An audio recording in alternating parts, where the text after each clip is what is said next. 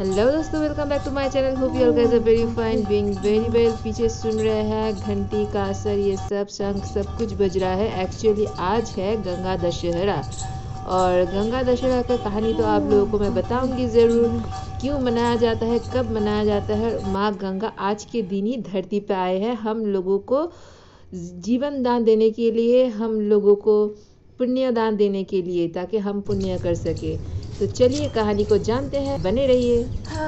आज है गंगा दशहरा, और आप लोगों को पीछे सुनाई दे रहा है कि यहाँ पे घंटी काशर ये सब कुछ बज रहा है। एक्चुअली पूजा कर रहे ये लोग। बहुत कोई है जो गंगा में नहीं जा सकते, तो वो अपने आजू बाजू में जो तालाब होते हैं या फिर कुछ होते हैं, नदी होता है, उसमें ही डुबकी लगा के पूजा कर लेते हैं। तो माँ गंगा कैसे आई धरती पे, ये मैं सबसे पहले बता देती हूँ। जब विष्णु ने बामन अवतार लिया था, उस टाइम पे जब अपने पैरों से आकाश को माप रहे थे, उसी टाइम पे ब्रह्मा जी ने क्या किया, विष्णु जी के पैर को धो दिया। विष्णु जी के पैर को धो के करमंडल में रख लिया। उसी से ही माँ गंगा का उत्पत्ति हुआ है। तो बहुत ही तेज प्रवाहित वाला नदी था तब। तो ये था माँ गंगा की जन्म की कहानी। और चलिए जानते हैं गंगा दशहरा कब मनाया जाता है। ये है मुझे जितना दूर तक पता चला रिसर्च करके कि ज्येष्ठ मास के दशमी के दिन, एकादशी के पहले दिन ये गंगा दशहरा मनाया जाता है अपने इंडिया में। और हम लोग बहुत ही खुशकिस्मत है कि माँ गंगा हमारे धरती पे आए। हम लोगों का जो भी इतना भी पाप है वो सारे हरण कर लेते हैं, और पुण्य करने का मौका मिल जाता है। कि कहीं पे ऐसा नहीं है कि होली डिप वाटर ले सके। माँ गंगा इतना पवित्र है। सारे कितने गंदगी हम लोग करते हैं, लेकिन माँ गंगा के एक पानी के छींटे से हम लोग पवित्र हो जाते हैं। हमारा हर काम, हर चीज़ शुद्ध हो जाता है। तो यही बात है कि माँ गंगा ऐसे ही आई थी आज धरती पे। और क्यों आई थी ये भी कहानी मैं बाद में बताऊंगी, आप लोग बने रहिए। और आज का दिन मतलब 2024 में गंगा दशहरा का जो तिथि है वो मैं बता देती हूँ, रुकिए थोड़ा देखना होगा। हाँ, वो गिरा है 16 जून, मतलब 16 जून को एकदम सुबह, मतलब रात बोल सकते हैं, हम लोग तो सुबह बोलते हैं। सुबह के 2:32 से शुरू होगा, और 17 जून सुबह के 4:43 तक रहेगा। ठीक है, तो इसी दौरान आप लोग जितना भी पूजा हो सके, होली डिप हो सके, वो ले लीजिए। नहीं जा सकते गंगा में, तो घर में ही पानी में गंगा जल डाल के उसी से ही आप लोग अपने आप को शुद्ध कर लीजिए। होप आप लोगों को समझ में आ गया होगा। आप लोग इसी दौरान जो कोई भी शुभ काम हो वो कर लीजिएगा। बाय द वे, चलिए जानते हैं कि माँ गंगा को किसने लाया धरती पे, और क्यों कैसे आई माँ गंगा।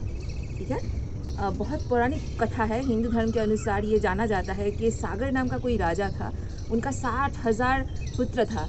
तो वो लोग क्या किए थे ना, एक अश्वमेध यज्ञ का आयोजन किया था, और उस दौरान यज्ञ के दौरान घोड़े को छोड़ दिया था। वो जो घोड़ा जिस राज्य के ऊपर से जाता था, राजा सागर वो सारे राज्य को अपने लिए रख लेता था, मतलब हड़प लेता था। तो इंद्रदेव वहाँ से ही जा रहा था, तो देख रहा था कि ये तो बहुत खतरनाक मामला है, तो इसको तो रोकना होगा। तो भगवान इंद्र ने क्या किया, वो जो घोड़ा था, घोड़े को चुरा के कपिल मुनि के आश्रम में बांध दिया। अब घोड़ा जब मिल नहीं रहा था, तब सागर ने क्या किया, राजा सागर ने अपने 60,000 पुत्रों को भेज दिया घोड़े को ढूंढने के लिए। और ढूंढते ढूंढते कपिल मुनि के आश्रम में जाके देखा, वहाँ पे बांधा हुआ था। जो ऋषि कपिल मुनि है वो अपने ध्यान पे लगा हुआ था, अपना तपस्या कर रहा था। तो इतना चीख चिल्लम सब कुछ सुन के उसका तपस्या भंग हो गई, और इतना बहुत खराब सुना रहे थे वो 60,000 पुत्र। तो कपिल मुनि गुस्से में आके भस्म कर दिया, और वो सारे मर गए। तो इसी कारण से क्या हुआ, वो सारे तो मर गए, भस्म हो गए, उन लोगों का अंतिम क्रिया नहीं हुआ। तो 60,000 पुत्रों का आत्मा जो है भटकता रहा। तो इसी बीच में जो राजा सागर है उसका भी मृत्यु हो गया। तो राजा सागर का वंश में भगीरथ का जन्म हुआ। तब भगीरथ को जब पता चला ये सब बातें, तो उन्होंने सोचा कि कैसे मुक्त किया जाए, कैसे मोक्ष दिया जाए इन सारे पूर्वज को। तब उसने अपना क्या बोलते हैं, तपस्या शुरू किया। तपस्या शुरू करने के बाद उनको पता चला माँ गंगा को धरती पे लाना होगा।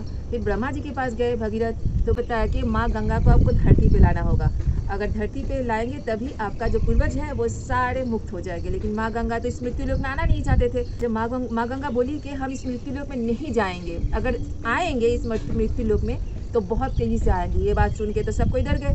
तब ब्रह्मा जी ने बोला कि आप जाओ, शिव के पास जाओ, महादेव के पास जाओ, जाके प्रार्थना करो कि अपने जटा में माँ गंगा को धारण कर ले, नहीं तो पूरा तबाही मच जाएगा अगर माँ गंगा ऐसे ही धरती पे आ गए तो। तब जाके माँ गंगा आज ज्येष्ठ मास के दशमी के दिन शुक्ल पक्ष में धरती पे आए थे और महादेव ने अपने जटा में गंगा की जो गति है उसको धीमी करने के लिए, पृथ्वी को रक्षा करने के लिए और इतने सारे इंसान को, हमारे जैसे पापी को मुक्त करने के लिए, पाप को हरने के लिए माँ गंगा को धरती पे लाया। समझे? हमारे पास कितने सारे चीज़ है, कितने बड़ा चीज़ है, माँ गंगा है हमारे पास। और हम लोग क्या करते हैं, वहाँ पे जाके गंदगी करते हैं। तो अपने आप को पाप से मुक्त करना चाहते हो तो सबसे पहले माँ गंगा को गंदा करना छोड़ दो। हालांकि सब बोलते हैं कि जितना भी गंदा हो जाए माँ गंगा वो तो शुद्ध रहती है, अपने आप को शुद्ध कर देती है, लेकिन कब तक? हर चीज़ का एक लिमिट होता है ना। तो चलिए आप लोग भी दशहरा मनाइए। आज के दिन 10 तरह का फल दीपदान करते हैं गंगा में। हालांकि मैं नहीं जा पाऊँगी, मेरा कुछ रीज़न है। अगर मौका मिलता तो मैं भी जाती। आप लोगों को पता है कि मुझे पूजा पाठ कितना पसंद है। चलिए मेरे ब्लॉग में, बाकी के ब्लॉग में बने रहिएगा। Till then bye bye, love you all and जय जगन्नाथ, हर हर महादेव। होप आप लोगों को ये वाला ब्लॉग और जानकारी जान के बहुत ही अच्छा लगा होगा। Thank you. ये देखिए सारे आ गए, हम आएंगे ना तो सब कोई आ जाता है, सिर्फ यही नहीं और भी आएंगे, लेकिन हम इसको 7:30 बजे खाना देते हैं। लेकिन 7:30 बजे खाना देंगे तो क्या हुआ, ये लोग सब आ जाते हैं, देख रहे हैं ना देख रहे हैं, ये सब आ जाते हैं।